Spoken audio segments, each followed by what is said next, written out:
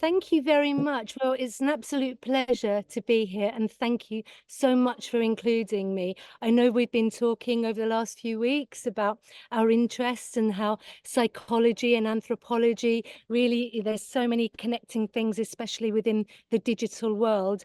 And I just like to just let everybody know sort of how we met, because I have a research fellowship at Loughborough University in England.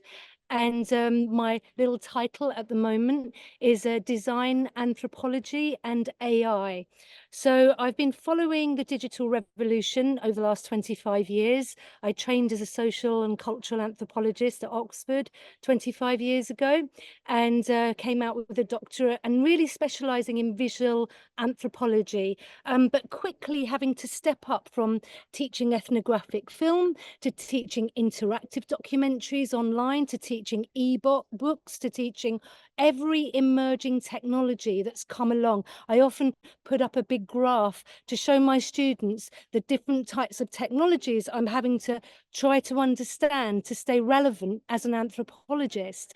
And so sometimes I say I'm a visual anthropologist because I'm interested in art and aesthetics and the culture in museums. I teach a lot of my students in museums, and I try to teach quite a lot of very varied types of educational methods, so that we can touch upon kinesthetic learning and visual and oral and all sorts of different types of neurodiversity, which I think are better taught outside the classroom. And so I have once a year a bunch of Stanford students come over to Oxford, and they have what's called their overseas year term abroad. And so my Stanford students are often my sounding students, because they're so developed in the technological world over the last 15 years. I learn as much from them as they from me, but I try to bring in the theory, the analog, and really ground them in the history of anthropology and visual anthropology. And one of the things I wanted to speak about today, because we haven't got too long to talk, was the importance of Diane E. Forsythe, who actually was a professor at Stanford, as well as Pittsburgh University, I believe, an American, an anthropologist, but somebody also who was following the current of her time. She wasn't sitting on her laurels thinking, oh, I did some field work for 2 years in the Pacific Islands. She was thinking, I'm an engineer. AI is something that's happening in our world. This was during the 1980s. And as an anthropologist and somebody who knows something about engineering, I need to understand what's happening within this community. So Diane Forsythe studied the people who were harvesting knowledge to put into the learning machines that we use now today. Now, I've got a few slides just to take you through this, but really my talk is a homage to Diane. She's someone who died, unfortunately, prematurely. She died at age 49 in an accident in Alaska. And I think her legacy is something that is even more relevant today than it was 30 years ago when she was writing about this. So I pull a quote from William Blake, because I always delve into literature myself, as my first degree was in French and English literature. And so I always find a source of parallel, of depth of thought within literature that distills some of these ideas that we try to teach in anthropology about empathy, about culture, about experience. And so Here to See a World in a Grain of Sand, most people recognize that from Blake's poem. But let's go to the next slide. Now, sand, obviously, one of the things that we write about in anthropology is about materiality. And as an anthropologist who works in museums, materiality has lots of different levels of understanding. Obviously, within a philosophical context, we can talk about materiality in relation to spirit, and the lots of different discussions can be talked about in that context. But during the 1980s and 1990s, a new sort of subdiscipline came about within visual anthropology, which was called material culture studies. And so many people from the Oxford School, from the schools in London, notably the UCL, and also in Cambridge, many people started talking about the importance of objects in our world. And I think that's very interesting how just as the digital revolution was about to come upon us, there was in anthropology this material turn towards objects, and to see how objects tell stories and why museums were still relevant. And in fact, that material turn in anthropology really sowed the seeds for the kinds of museums that we see today now in the Western Hemisphere, especially in Britain, in France, in America, in Canada, and this new opening up of a broader consensus about whose stories we're telling. And I think just to touch upon that idea about inclusivity, a negotiation around histories, opening up towards different voices that politically came about within the 1960s and 1970s debates, but they didn't really enter the university world until the 1990s. And it was at this point that we were harvesting information for machine learning that we're discussing more today. So there were prophecies. I always look into science fiction as well. I'm very much into H.G. Wells and George Orwell, and people who sort of visionaries who imagined a future where humans didn't have so much control. So I thought I'd bring a little bit of a light fun into this by thinking about how science fiction writers foresaw the future once computers got hold of our world. And would you like to change the slide, please? So prophecies and AI, yeah, just talking about, before we go into the prophecies, materiality of AI connecting the atom. So here, when we talk about materiality in museums, I always try to give a little nod to where is the material coming from in the actual physical sense into our digital lives. Where are we sourcing these so-called these virtual worlds, non-material worlds? They all still come from a vital natural resource. And here I connect here the idea of sand, silicon, coming from everything that's in our smartphones and in our computers and in our new electric cars. They still do take resources from our world. So it's not something that is actually completely virtual. Please continue. Yeah, so silicon can be found in sand, and so let's not forget that the world runs on information, with humanity creating an estimated 2.5 million terabytes of data per day. However, all this data is useless unless we can process it. So arguably, one of the things that the modern world cannot live without is processors. So here we look at the uses of how to imprint patterns on a silicon wafer. So it's really interesting. And when I was teaching about film, there was also the idea of, we're not just talking about the end product anymore, of what a film looks like in its final screening, in what I call the fourth making of the film, when we show it to the audience, when we're looking at a smartphone, when it comes to market, when we're looking at a car, when it comes to it. No, we must be interested right back into the beginning of the process. Now, when we look at a film, we look at all the processes. Who are the stakeholders behind this film? Why was it made? Whose agendas was it fulfilling? So, you know, every time you pick up a camera, you are making a political gesture. And the same with the smartphone, the same with all the types of technology that we use. We are there to also critique the ways that we communicate in the world. So just a little nod towards the physicality of our cyber worlds. Continue, please. So yes, prophecies of AI. I just grabbed some images. Do continue for the next one, the next slide, please. Yeah, so this was the end of man. So many people writing in the 50s and 60s, they could see, in a way, they could see the trajectory. And this is just me having a joke about BC and AD, before computer and after data. And here, Alvin writes, panic broke out. The computers had stopped working. There was no heat, no food, no communication. The death toll was long past the million mark. No one knew what caused the breakdown. Was it human error or a plot devised by the computers themselves? Whatever the cause, when it was over, most of the human population of the Earth had perished. It was the dawn of a new era when the computers ruled.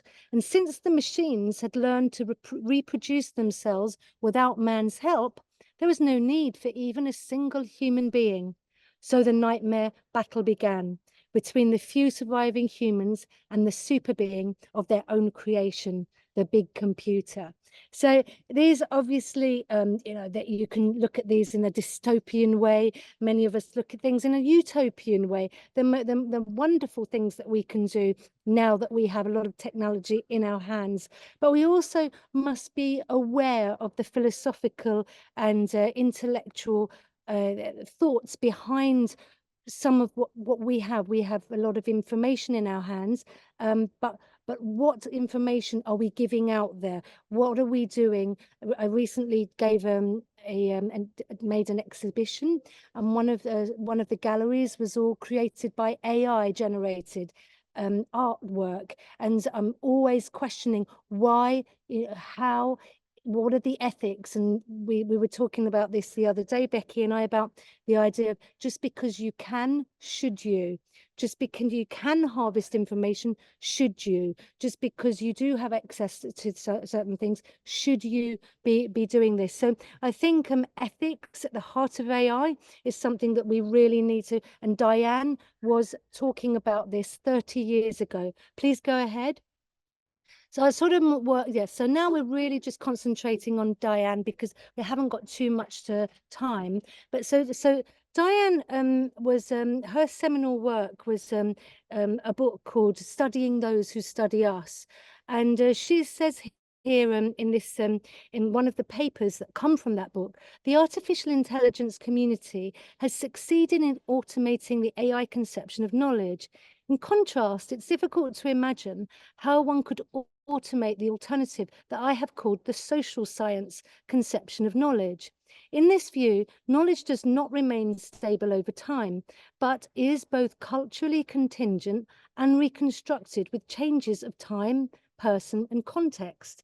If knowledge is not a constant entity, but rather the outcome of ongoing processes of construction and interpretation, then what should go into a knowledge base of an expert system? And these are the cruxes, this is the crux of a lot of Diane's work. She continued, could we have the next slide, please? What she really found out that she started interviewing the people who were interviewing the experts for the material that they were going to put into their expert knowledge system. So she studied the people who were harvesting human knowledge. And this was a very interesting and very, pioneering research, even from today's standards. And she found out something absolutely extraordinary, that first of all the biases, well, they're not quite so extraordinary in this case, the biases that were still related to science, the people who had access to knowledge, the elite, and the different sorts of gender, ethnicities were all representative in her research, where it was very male biased, very white middle class bias, and the people who were interviewing were often from exactly the same type of community that they'd come from themselves. So medics interviewed medics, so scientists wanted hard information. They wanted information that was useful as a textbook, almost like a textbook knowledge of their subjects. And so the main areas that were being that people were being interviewed about were how do machines work? What do engineers do in making a car? What does a medic do in surgery? What does how are computers made? And these they called hard science. And so scientists were harvesting just that kind of scientific knowledge because and she asked, well, what are your techniques? Because as an anthropologist, we have certain techniques in the way we gather knowledge, and we do never take out the social from that, from a knowledge base. We say it's cultural, all knowledge, something, some people will see certain knowledge as important and others not, but it depends on your culture, your ethnicity, on your gender. All these knowledges blend together. So she was interested in that, the fact that knowledge was seen as a very specific kind of thing, and it wasn't related to the social sphere of that person's life.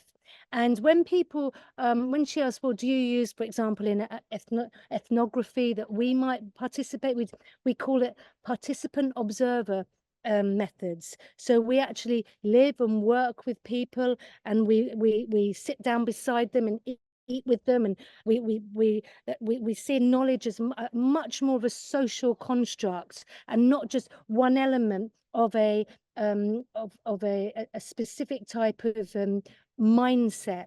So here she says she really sets the social scientist community up to challenge what she calls the knowledge engineers. So the nature of knowledge is information of data. This is what was seen by the people harvesting the knowledge, present or absent, versus blended forms of knowing different things at different levels. So none of this was, there was no nuance in the information gathering, and there was no training for people who were interviewing. They didn't see the interview process at all as a problematic situation, that some people might be editing what they say.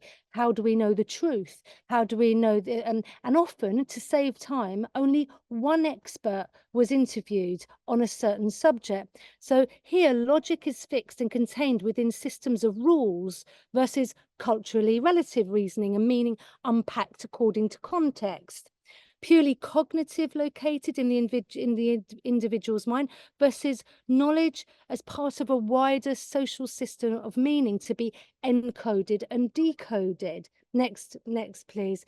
I might not have time to go over all of these, but here we were setting, so this whole discussion and this 6-year work, she found that knowledge was seen as purely a conscious act to engage in, versus a tacit intelligence that is connected to the world through senses and subconscious activity. Something that I would do, for example, when I'm teaching in a museum, we would see loads of different blended types of learning, blended types of processes of gaining knowledge. Whereas here, when the types of knowledge were being harvested, it was only seen as question and answer, hard factual knowledge.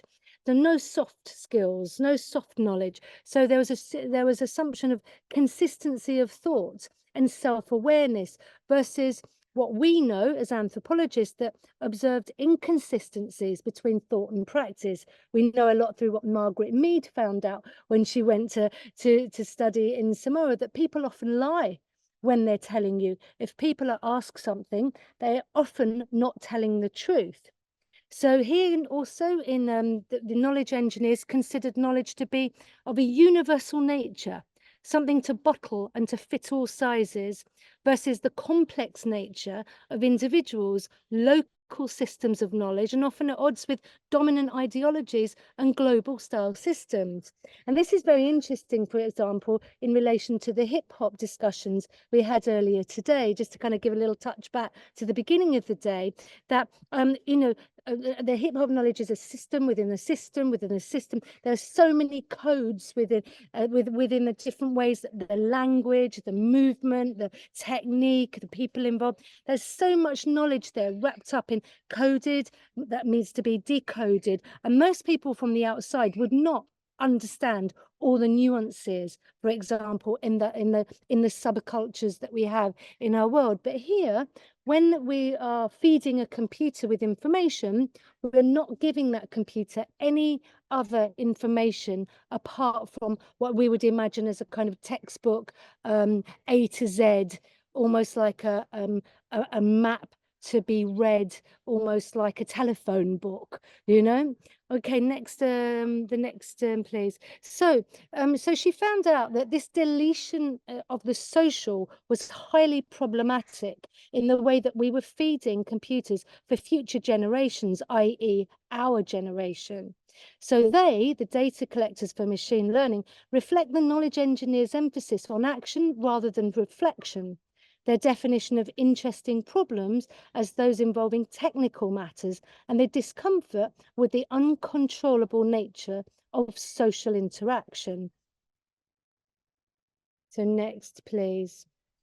So yeah, so I mean, I gave this talk last year to sort of, it was the 30th anniversary of this particular paper. And I feel that anthropologists have often missed the boat when it comes to influencing systems and influencing structures. One of the big ones was with television and films. The big internal debates in the academy, talking about what is an ethnographic film. These really preoccupied the anthropologists and professors in the academy for many, many years. And in the meantime, television took off, and there was very little infiltration of the ethics and methods that might have really helped documentary filmmakers through the 70s and the 80s and the 90s and even today. And often now when I'm teaching about ethnographic film, my computer scientist friends say to me, oh, you know, I'm trying to teach empathy in my computer science. Oh, we're using virtual reality glasses, and we've constructed this virtual world where we give the students glasses to walk through. And I say, that's interesting. I've been teaching empathy for 30, you know, for I've been learning about empathy, but teaching it for 20 years through ethnographic filmmaking, and through this is what we do as anthropologists. That's what we're good at. And so there are many, I think now I work, I attend digital ethnography seminars with the Internet Institute at Oxford University. And what sometimes I often feel that people are reinventing the wheel all the time when they're not really resourcing some of the knowledge that we already have out there. And anthropology could really, really give so much insight into computer scientists' understanding of the world and vice versa. So, you know, it's always good to this cross-disciplinarity, which is great that we're looking at today.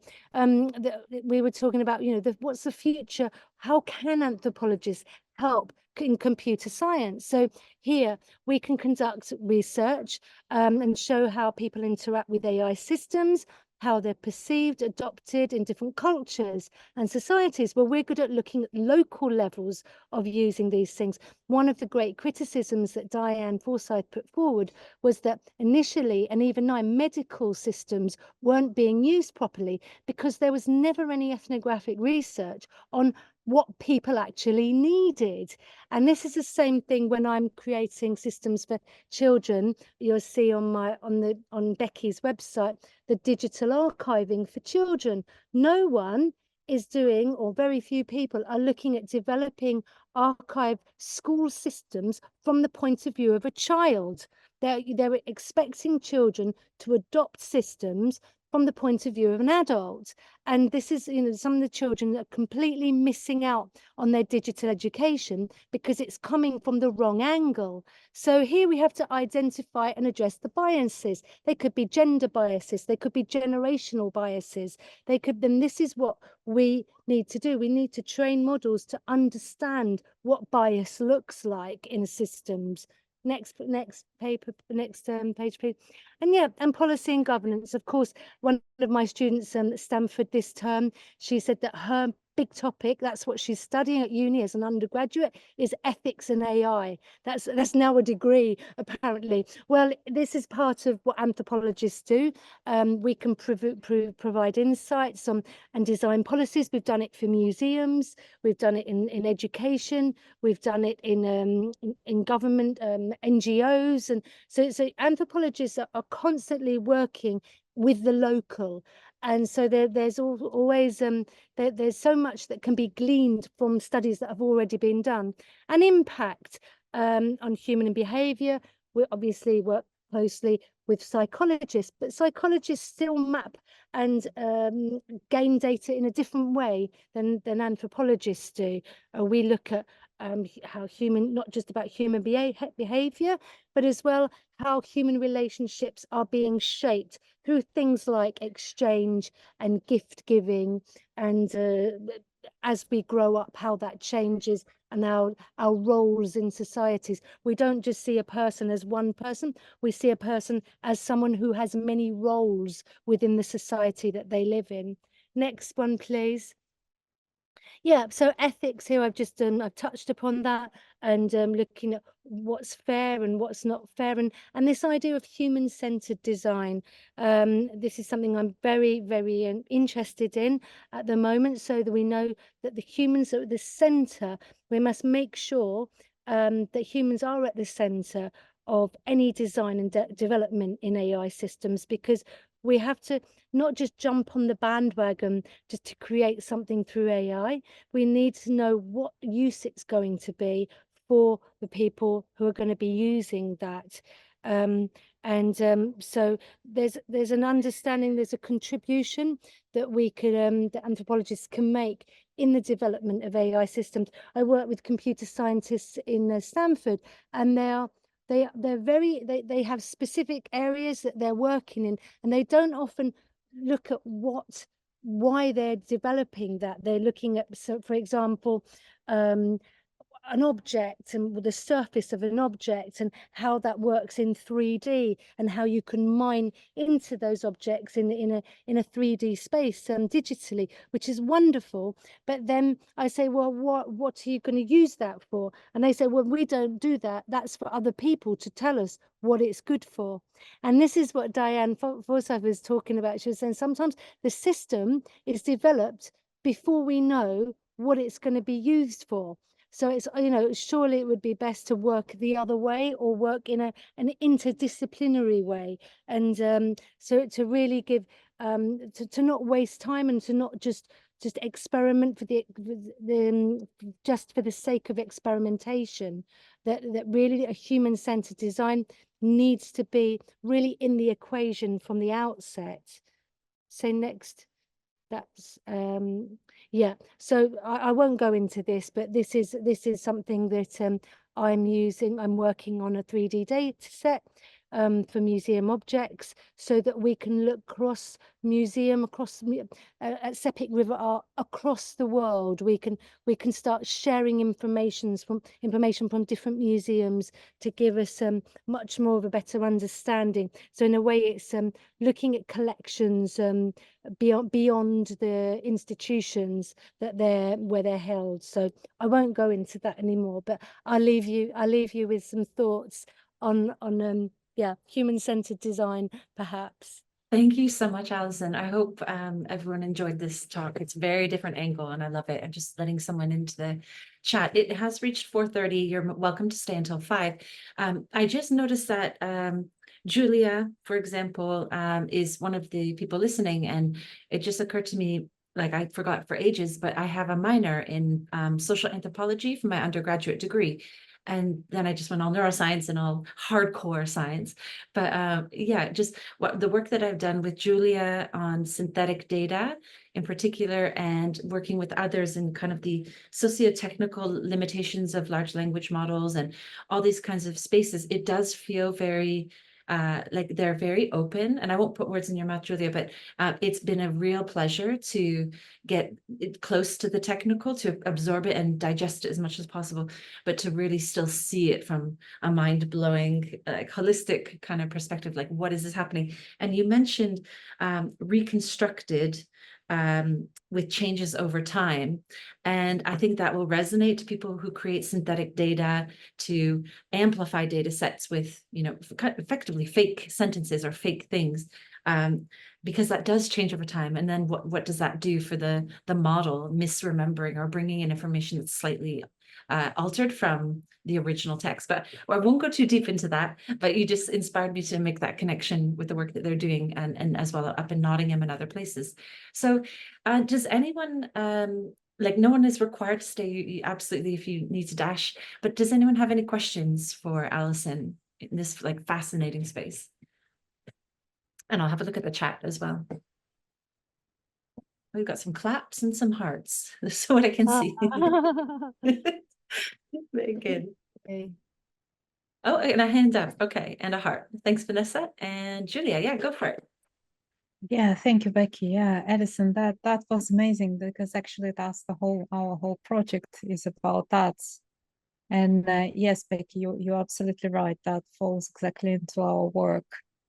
And this is exactly the difficulties we are facing every day, because the systems we do, the AI systems, they are never actually done with the purpose of being used in life. Wow.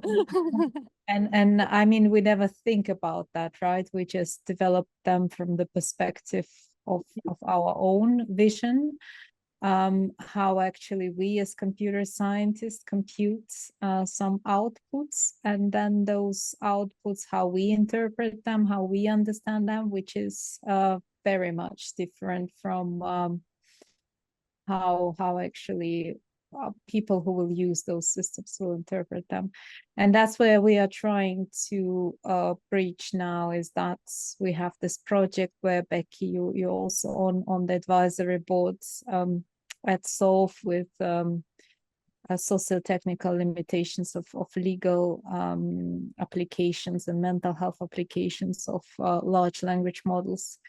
And then again, probably we are trying to work with that and talk to stakeholders before we develop something, but we already have this bias, right? We already go with the systems we have in mind, the one that we have had for the last, I do not know, 30 years, right? And we are trying kind of to put them into real life.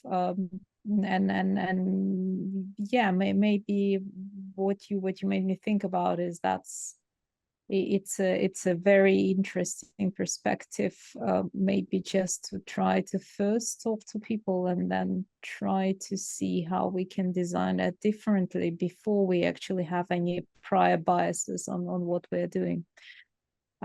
Thank you so much. And Thank you. I think I need to tell other people. I let other people also talk.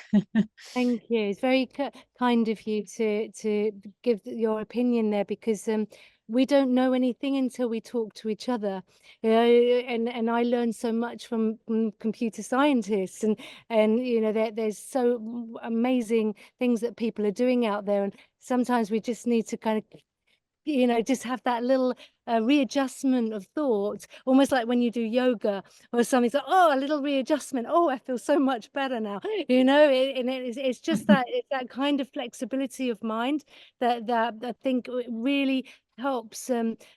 Really gives people the confidence to say, oh, that works for me, or not. Or maybe we should think about it this way, or let's start at the beginning or the end. And you know, and as T.S. Eliot says, you know, in the end is my beginning, in the beginning is my end. And so, you know, the processes are so important, because that's what really we're learning through. And so yeah, that's really interesting how you've said that you're still working with these kind of set, almost like set models. And the models should be reflecting us and not us reflecting them, perhaps. Yeah. Thank you. Thank you. That was amazing. We have another question from Paul. Yes, thanks, Becky. We talked in an earlier session, didn't we, Becky, about going where the energy is, and you've definitely got the right speaker for the final session here. Bless you. Well said. Well said. It was really interesting, your analysis going back over, you know, the way that certain types of data is prioritized over other types of data, certain types of thoughts is prioritized or excluded, and we end up in a place because of this stuff. And sometimes people aren't even talking about it openly. And I can see parallels with the work that I do with the, like, for instance, with the National Suicide Prevention Strategy, which I've critiqued recently, where what they do is they set up an advisory group full of professors and data sort of oriented people who want a particular type of data because they only value certain types of data. And then what happens is that somebody comes forward with some of that data and they say, all right, okay, well, also there's a higher suicide rate amongst new mums, right? We better make them a priority group, right? Or there's a higher suicide rate amongst people who are gambling, right? We better make them a priority group. And then they say we can't have too many priority groups because otherwise the system breaks down, right? So we better only have a small number. And so you get a bias towards those priority groups. So as soon as you become a priority group, you get more data, you get more research, you get more attention, you get more money, and the whole system shifts off in that direction. Meanwhile, other people who don't have the data and don't have the capability of getting the data, like people who've lost their jobs, right, get no priority, no money, no attention, and so it goes on. So the whole system is it's systemically biased in particular directions, and then we're only just starting to get lived experience perspectives coming into that equation. In fact, it was only in 2012 that we got the first ever input from lived experience, people with lived experience of suicide, and that was 3 people who influenced the first strategy. At least we got a few more this time, but I'll put a link to my critique of the national strategy in the chat in case you're interested in it. Oh, thank you. I'm interested in on the technology side. There's also bias against tech. So the people who are currently in charge of the national strategy are anti-tech. They're Luddites. They're people who fear technology. They're people who say, oh, suicide prevention is all about human contact, right? So they don't put resources into the technology. And yet we've got all these people, including some here today, who can use technology to identify people who are at risk or in danger. And then you can get the human support to them that they need sooner. So again, there's a massive block there, and I'm sure you've identified other things along the way in terms of shifts and trends and blockages and barriers and biases that's get in the way of common sense a lot of the time. Absolutely. No, I hear you.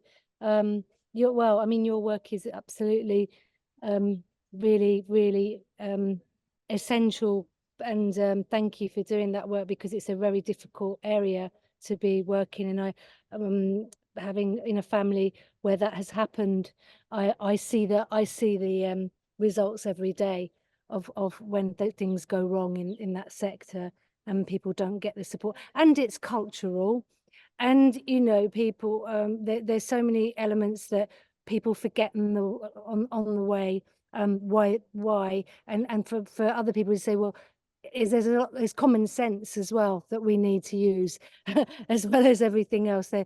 Of course that person might be at risk, why wouldn't they be, or whatever, there's a wider conversation to be had, and generationally we think it's got better, but it hasn't.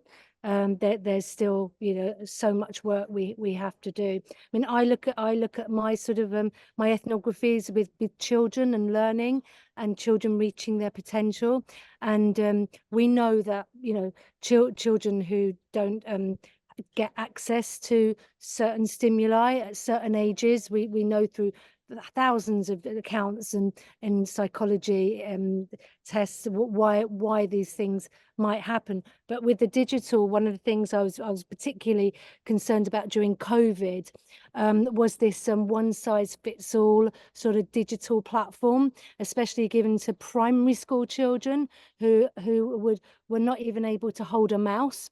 And it's like doing maths with a mouse on all these things where actually technology got in the way of learning, and it made everyone really stressed out. So that's one of the reasons why I built the platform I did to help parents, because it was I could see this, and I work with India as well. A lot of my students were doing research in India about digital teaching during COVID and the stress that caused so many parents and families and children. So that's kind of one particular area, and that leads to other problems when you feel that there's obstacles to learning and parents don't know what to do about it. It's extremely stressful. So I'm particularly interested in that area, just because the nurture nature, the early years of a child's development is so important for their future confidence, in Yeah. what they do next. So Yeah. but I hear you. Thank Yeah, you. I'm sorry to hear that, the suicide's touched your life as well. And just on the child thing, there's a lot of work being done with online safety fueled by Ian Russell, Molly Russell's family, and so on. But again, there's so many fundamental misunderstandings. The departments of education and so on say that in the national strategy that they're going to try and sort of identify systems to top down inform schools about risks. But the thing is that the schools find out about the risks long before the Department for Education finds out about the risks. So the kids are talking about this stuff before the teachers know about it as well. So they've got to just turn the whole system upside down. Exactly. More children. I always think, children are very wise, and if you listen, they tell you what's going on. Thank you. Thank you. So Amanda, if you want to jump in, she's got a question for you, Alison. Yeah. And Oh, yes. thank you both. Thank you. Yeah. Hi, Alison. Hello. Provide a small anecdote in response to something Paul shared about using technology to identify at-risk people, to connect them with humans. I recently finished a contract as a counselor at a middle school. So I was working with 12 to 14-year-olds, and they all work off of Chromebooks or some type of device. And there are settings on their devices to look for suicidal content. And we had multiple students who had written letters or had documents on their devices, and they know that they're school devices, and they know that they're being monitored, that were referred to counseling. And we never would have found those students to talk to them if that content, because they needed a place to share it, and coming into counseling services themselves wasn't how that was going to happen. And so I just find that I think there's a lot of opportunity there. The question that I have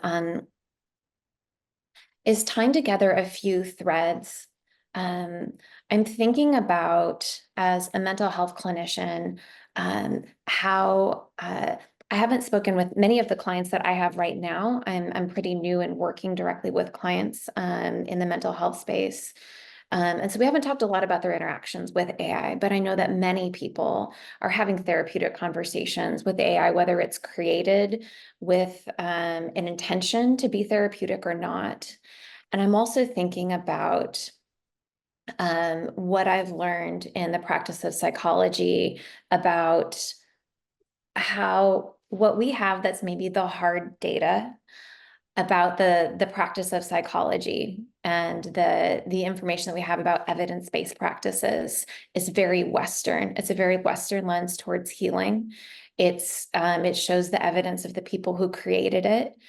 And if we're wanting to incorporate culturally sensitive healing practices, some of those healing practices are still passed down orally. It isn't even okay to write them down, because that's part of the healing in those practices. And I'm thinking of Indigenous communities in the United States where I'm working.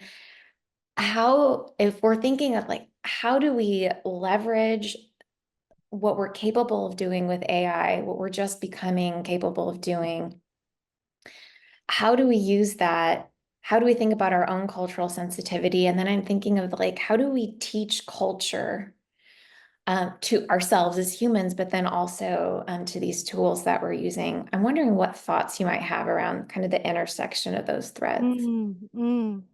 Well, I see a lot of the problems that people are raising with the use of AI very similar to the previous tools that we've had. And I'll just use, say, example, film, for example.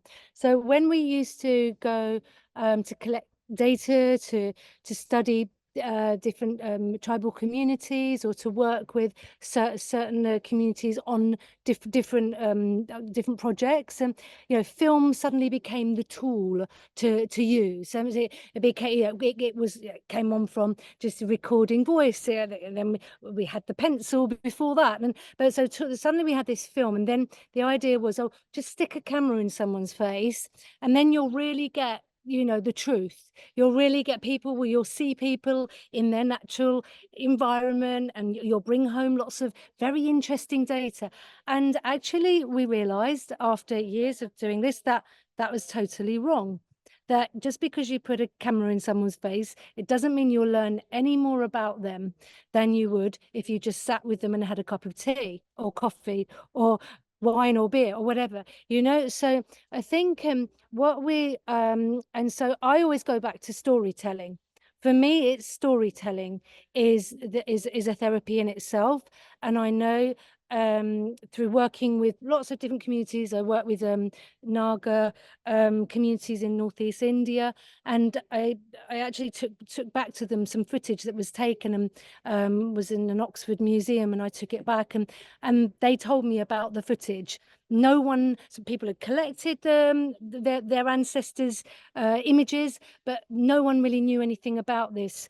And the person who died with all the knowledge of the, really didn't leave too much behind. So for me, it was the storytelling. And one chap came all the way down the mountain, took 2 days. He realized I was there to tell me stories because things weren't right, and he wanted me to understand what he wanted me to tell me about. So it was really interesting, this interaction of the person and the tool. How important is it to have a tool in between a human? Is that going to help at all? So I'm not a Luddite in any sense, because I collect photographs and video film and everything. But AI is something that I always say to the anthropology community as well. It is a tool. It's still very young, as Virginia Woolf would have said with film when cinema arrived in the 1920s. It's like it's been born fully able. Like we had to construct musical instruments. Yeah, we had to learn how to dance. All the other art forms have come about slowly and surely, and we've learned how to adapt our cultures to them. But when film arrived, it arrived in one big bang, and it sort of shattered illusions of reality and truth. And AI is doing the same thing 100 years later. We knew it was coming, but nobody quite knew what it was going to do, and we still don't know. So I think sometimes we have to treat it like a newborn, that it doesn't know much. It needs to be nurtured, and we also need to grow with it and learn how to live with it, but also make sure we know, just like the schools that we send our children to, who's in charge of that institution. What's the ideology behind that school? Do I agree with that ideology? We have to be much more critical of any AI tool, because we need to know why it's there and what it's been used for. And I think that's just growing with it. So to say, what do I think? I think AI can be wonderful in specific contexts, but you as the human, you have the imagination, and you have to use it for a particular reason. And if you say, oh, that might be useful in that particular, like a film, and we would say, for us, an ethnographic film never stands alone. You cannot read a culture through a film, because it's framed and it's left out so much. Outside the frame, you see nothing. So that political tool of actually looking through a lens, it's a political act. You're seeing what you're being shown, and in AI as well, you're seeing what you're being shown. But our job is to look beyond the frame and understand why it's there, and dig a bit deeper.